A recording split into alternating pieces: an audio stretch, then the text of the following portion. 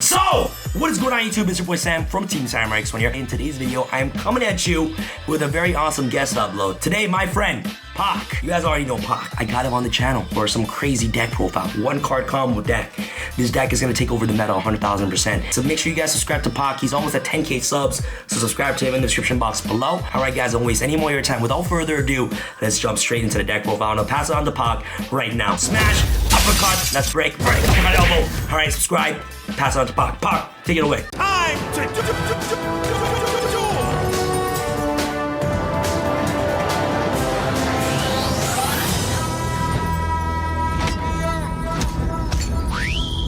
Yo, hey, what's up guys? Welcome to today's deck profile. Thank you Sam for asking me to come on and show you guys this Prank Kid deck profile. It's been a deck that, you know, I've actually played prior to the release of Meow Meow in Phantom Rage. It's a deck that many of you guys came to my channel and subscribed for, so super grateful to you guys and thank you. And today I got that sauce for you guys. It's a very interesting list. I mean, to be honest, a lot of the cards are pretty standard now. But I'm going to be showing you guys at the end of the video a way to combo off to play around Nibiru, and some cool ways to just interact with your opponents with Mystic Mine, which is a spice in the main deck. But yeah guys, we're going to jump right into the profile now.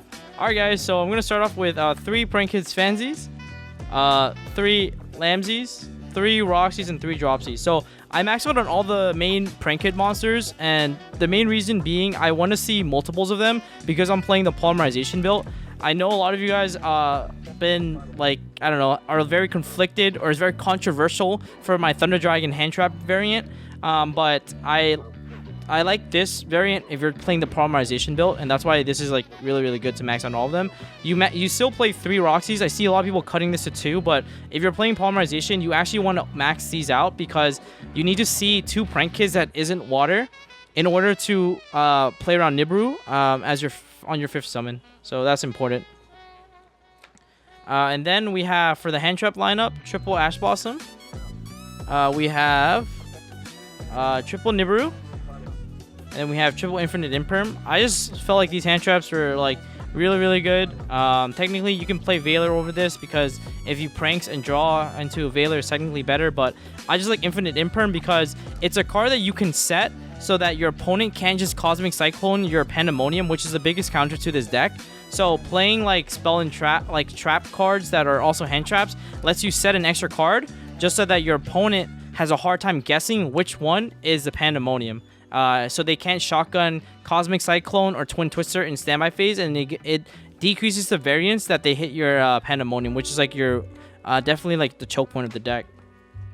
Then we play triple Tactics Talent. The reason why you play this is because you want you're gonna get hand trapped a lot in this deck.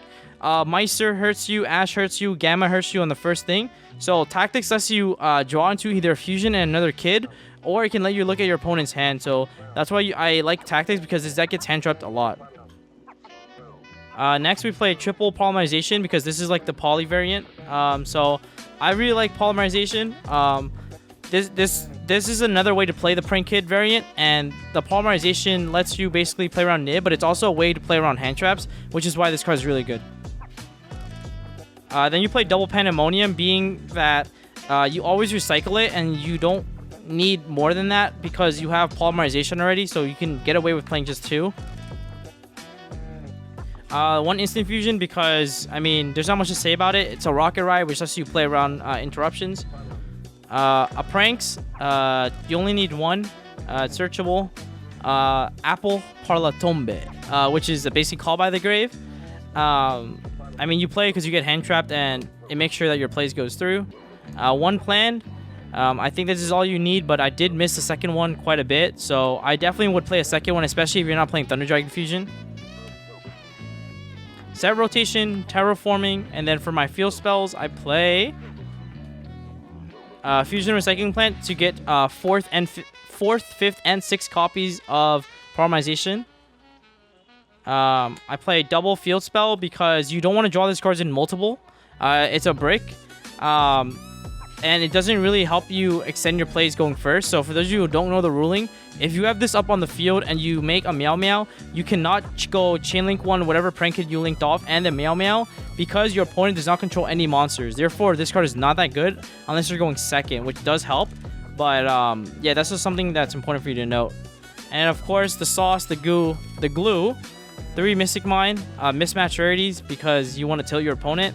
Yeah, you play this because going first, you can actually play mine going first, which is like a weird thing to say, but I'll show you guys that combo. So I'm going to show you guys at the end of the video 2 combos, one to play with mine and the other one how to play around Nibiru with only one prank kid. It's specifically the win one, but then if you hard draw any other prank, you can play around Nibiru. So yeah, so there's that. And then for the side extra deck, we play 1 Weather Washer, double Rocket Ride. The Rocket Ride comes up more often because if you play Instant Fusion, you want to have the second one in the extra deck to summon. 2 of the Battle Butlers, so that's all for the fusions. 1 Abyss Dweller, and then 1 Krapalike. So essentially, if you're playing the Polymerization build, you can get access to Toad or Dweller pretty easily. So you just play this package. Access Code and Roaring Roaster are the link 4s. Sometimes you can probably side this or cut this because you don't make it as much. But it's important to note that if you're playing against Dogmas, this card and Battle Ball is really good because they trigger when they're sent to the graveyard by Maximus. So that's like an important interaction to know, because it says if this card in your possession, which is the same wording as Cyber Dragon Nova, which allows you to actually trigger off your opponent's Maximus. Unicorn for utility, same with access, really easy to make. Then we play Bow Wow, double Bird, and then double Meow Meow. Theoretically, in this variant, you could definitely play the third one and cut like Abyss Dweller, or you can call like a Unicorn, but I just like the utility, and I felt like 2 was enough. So that's pretty much it for the extra deck, guys. Now for the side, this deck loses really hard to Dino, so we side heavily for Dino. We played 3 Meister, and then we played 3 Lancia. Just as because first off, Meister stops like the glue deck, aka the Buster Dragon deck. So they'll go like, they'll activate Prologue, and then they'll send like the Destruction Sword memory. You can chain Meister to the memories, and then that like stops, that should be able to like stop them from like skill draining you. And then triple Lancia and Meister are just, obviously Meister is really good in the mirror match too. If you Meister a Prank Kid, then it's basically, it acts like an Ash. Meister also stops Babysaurus, Miscellaneousaurus, and a bunch of other annoying Dino cards. Lancia functions the same way. It's really good against Invoked Dogma, being able to prevent the Alizar from resolving. It's good against Dinos, preventing them from banishing Mist, from banishing off of UCT, from going Pill. So these cards are really, really strong, and they combat this deck's weakness, which is if your opponent goes Miscellaneousaurus F, they can Book a Moon your entire board, and you just can't do nothing about it. Like, to be quite frank, the Prank Kid deck just doesn't have a really good way to play around unless you hard draw a Call by the Grave and then Call by the Grave their Miss. But to be fair, like, if you do not have a way to like play around the Miss, you just lose. Because if you make Battle Butler, it just doesn't do anything, and then they'll just activate Miss and then Book a Moon everything. So your Battle Butler is like just useless. Then we play triple There Can Only Be One, and then triple Solemn Judgment for going first. So like the reason being, There Can Only Be One, your deck can play around There Can Only Be One really, really well. Like, it's actually like very synergistic with your deck. And then Solemn Judgment protects your Pandemonium from getting Twin Twister or Cosmic Cyclone in the standby phase, so you side to play around it. And then finally, triple Cosmic Cyclone. For the mirror match, you want to Cosmic the mirror, because if you don't, they snowball way too heavily. Cosmic Cyclone is also really good at like just utility removal, stopping Schism from resolving, and then just hitting random back row. It's out to Mystic Mine. So it's just like a really, really good card to have in the side deck. But yeah, guys, that's pretty much it for the main deck. It's yeah, I think it's pretty solid. Now we're gonna go into the combo. So now I'm gonna show you like a 2-card combo. That's kind of weird, right? Because you're like, yo, Pat, what do you mean 2-card combo? Well, basically, it's not really a 2-card combo, but it's a way to sequence your plays to play around as many hand traps as possible, or like play around Nibiru the best. So what you're gonna do is you're gonna go normal summon Fancies, and you're gonna make Meow Meow. Then you're gonna trigger the effect of Fancies to Foolish whatever you're missing. So in this case, you're gonna Foolish a you can Foolish, like, for example, a water, and then you can summon another water. Oh wait, yeah, from here you're gonna use these two to make Bird, and then Bird is gonna trigger, and then water is gonna trigger. Oh, sorry. You trigger water to gain the life, but you don't actually summon. It's actually optional, which is important because now this is 4 summons. So keep that in mind. Then from here, you can activate bird effect to add back these 2.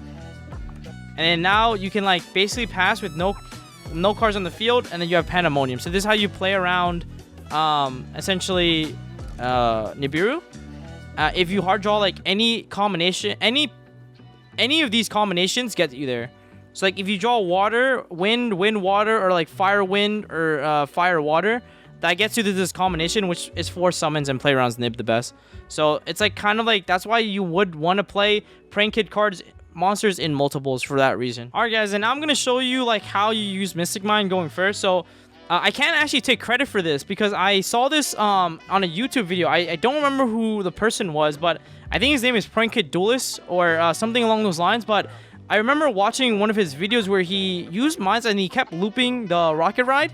And so basically he was doing it before Meow Meow was legal. So the way you modify that combo, which is technically his idea, you would activate Mystic Mine at the end. So you'll just have a Mystic Mine in your hand, but you would go Fansies.